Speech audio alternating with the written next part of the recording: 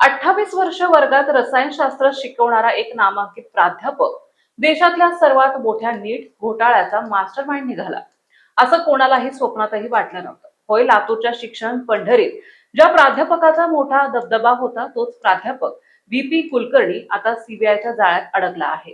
प्राध्यापक पी.व्ही. कुलकर्णी लातूरच्या नामांकित दयानंद महाविद्यालयात तब्बल 28 वर्ष अध्यापनाचं काम केलेला एक हुशार प्राध्यापक.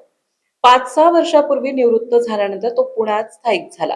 मेडिकल प्रवेश परीक्षा म्हणजेच नीटसाठी विद्यार्थ्यांना मार्गदर्शन करण्यात त्याचा हातखंडा होता. पण याच हुशारीचा वापर त्याने थेट देशातल्या कोट्यावधी विद्यार्थ्यांच्या भविष्याशी खेळण्यासाठी केला. नॅशनल टेस्टिंग एजन्सी म्हणजे NTA अत्यंत गोपनीय अशा प्रश्नपत्रिका तयार करणाऱ्या समितीत कुलकर्णीचा थेट सहभाग होता आणि याच विश्वासाला तडा देत त्याने थेट केमिस्ट्रीचा मूळ पेपरच लीक केला. सीबीआयच्या तपासात एक असा पॅटर्न समोर आलाय जो ऐकून तपास यंत्रणाही चक्रावून गेल्या आहेत. संशय येऊ नये म्हणून या टोळीने चक्क विषयांची वाटणी केली होती. कुलकर्णीकडे रसायनशास्त्राची जबाबदारी होती, तर नाशिकचा शुभम खैरनार आणि त्याची टोळी बायोलॉजीचा पेपर फोडायची तयारीत होते.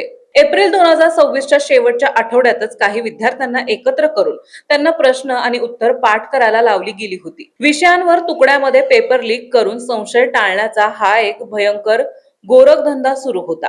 28 वर्ष विद्यार्थ्यांना डॉक्टर बनवण्याचं स्वप्न दाखवणारा हा प्राध्यापक स्वतःच या घोटाळ्याचा किंगपिन निघाला.